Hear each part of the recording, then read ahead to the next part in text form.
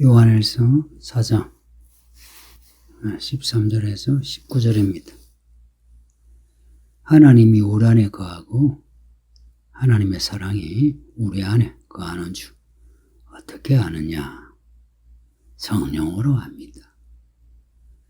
우리의 지식이나 감각으로는 알 수 없고 성령의 감동으로 합니다. 성경을 읽으시죠? 성령의 말씀이 성경입니다. 성령의 감동으로 기록이 되었고요. 성경을 읽을 때 하나님을 만나는 그 길이 성령의 감동입니다.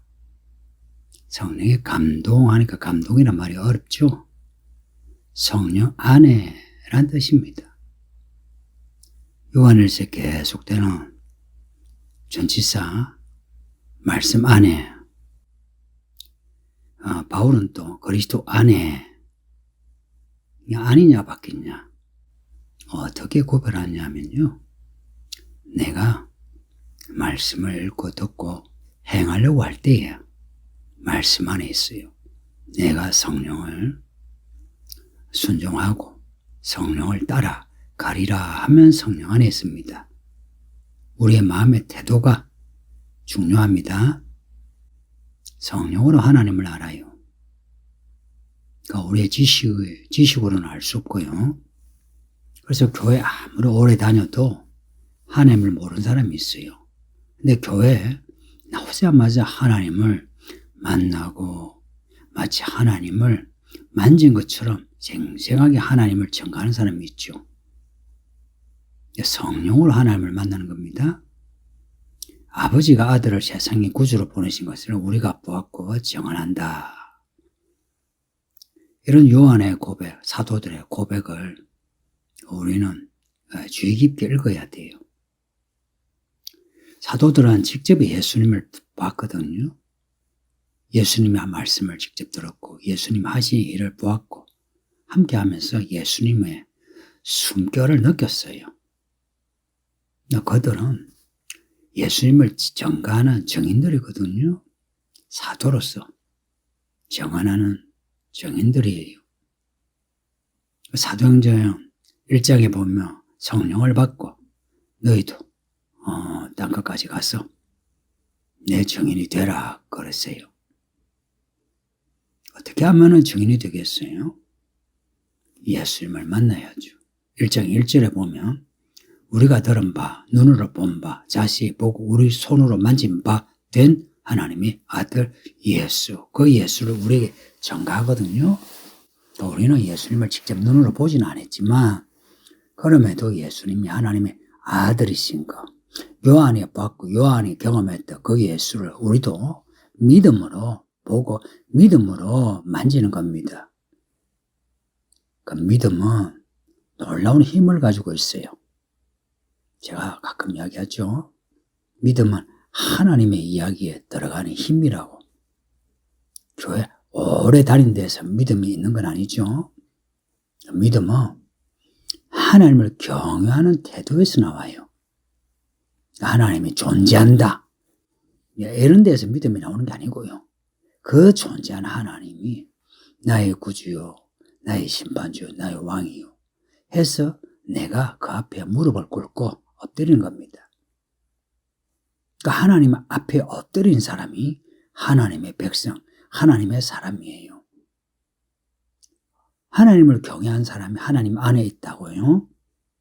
하나님은 그런 사람을 사랑하시고 하나님의 가장 귀한 것, 사람에게 하나님의 영, 성령을 주십니다.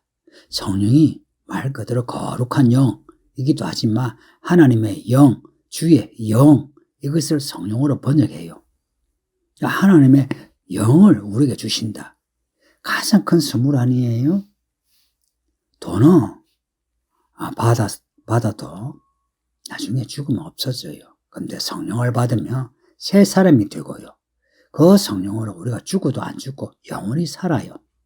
성령을 주시기 위해 예수님이 오셨다. 감사하지 않습니까? 구원도 받고 성령을 받고 성령을 받은 사람은 예수 이름으로 성령을 받은 걸 알아요. 그래서 항상 예수님을 하나님의 아들이라 시인합니다. 그리고 하나님이 사랑이신 걸 알고요. 그래서 하나님은 사랑이시니 사랑을 입은 하나님의 자녀는 사랑해야 한다. 하나님을 사랑하고 이웃을 사랑하는 겁니다. 원수까지도 사랑하려고 해요. 쉽지는 않지만 원수까지도 사랑하려고 해요. 그런 사람이 누가 상처 줬대 해서 상처를 받고 미워하겠습니까? 복수를 하려 하겠습니까? 그러지 않죠. 성도님들, 우리의 믿음의 가장 큰 장애는 미워하는 겁니다. 미워하지 않으려면 성질 죽이세요. 감정을 처리할 수 있어야 돼요. 하나님은 사랑이시라.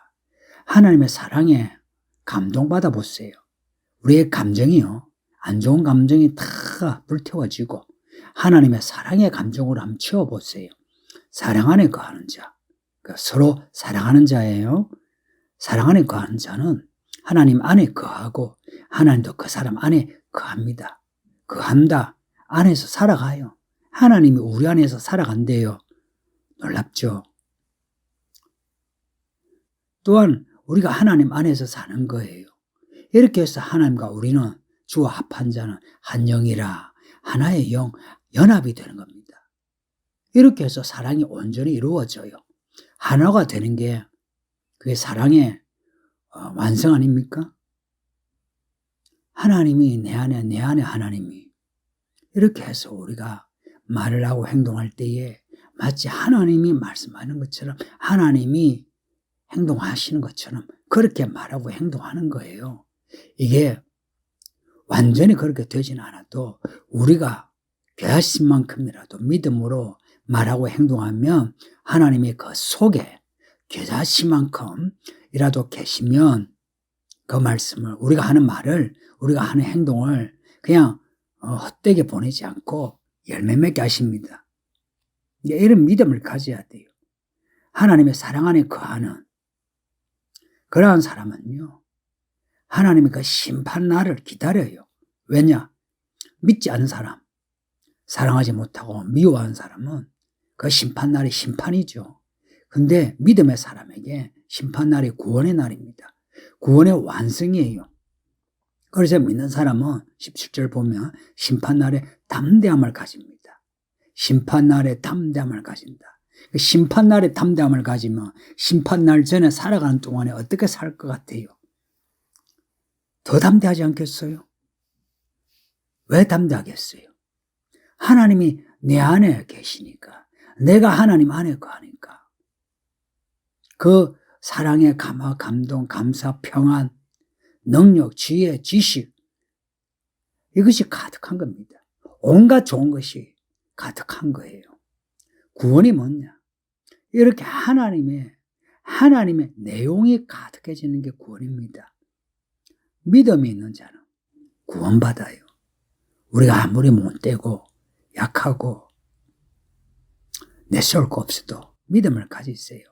이 담대함은 지금 우리에게 있어야 해요. 그래야 이 세상에 살면서 세상에 속하지 않고 마음 담대하게 하나님께 속한 사람으로 세상에 살면서 분별되게 살 수 있죠. 안 그러면 세상에 휩쓸려요. 사람들이 하는 말에 그에 휩쓸리고 세상 분위기에 휩쓸리고 상황에 휩쓸리고 그러면서 상황 논리로 우리를 변명하고 그런 상황 논리 안에는 두려움과 걱정, 염려, 불안이 있는 거 아시죠? 근데 사랑 안에는 두려움이나 걱정, 염려 없어요. 분열도 없고요. 다툼도 없고요. 지금 제가 완벽한 사랑을 하자, 반드시 해야 된다, 이거 말하는 게 아니고요. 겨자씨만한 믿음이라도, 겨자씨만한 사랑이라도 그 방향을 잡고 사랑의 발걸음을 가져야 하는 겁니다. 그렇게 할 수 있는 이유, 하나님이 우리 안에 있어요. 사랑이신 하나님이 우리 안에 우리에게 사랑을 베푸시는 거예요. 하나님을 덮개로 삼는 사람이 사실 뭘 두려워하겠습니까? 그 하나님의 사랑을 의지하고 그 사랑에 기대면서 하나님께 간구하고 도와주세요 하는 거죠. 우리가 먼저 하나님을 사랑한 것이 아니라 하나님이 우리를 먼저 사랑하셨다. 우리가 하나님을 먼저 안 것이 아니라 하나님이 우리를 아셨다. 우리가 하나님을 먼저 택하여 믿는 게 아니라 하나님이 우리를 먼저 아시고 택하셨다. 이게 사랑입니다. 하나님의 사랑입니다. 우리는 그 사랑을 받은 사람으로 이제 우리가 이 땅에 살 때에 먼저 사랑하는 겁니다. 사람들에게요.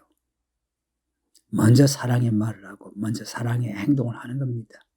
하나님이 먼저 우리를 사랑하셨다. 아셨다. 찾으셨다. 똑같이 우리도 누구보다도 먼저 사람들을 사랑하고 그들을 알아주고 그들과 함께하고 그렇게 해봅시다. 이런 설교를 하면 듣는 여러분이 이런 말이 참 막연하죠. 그죠?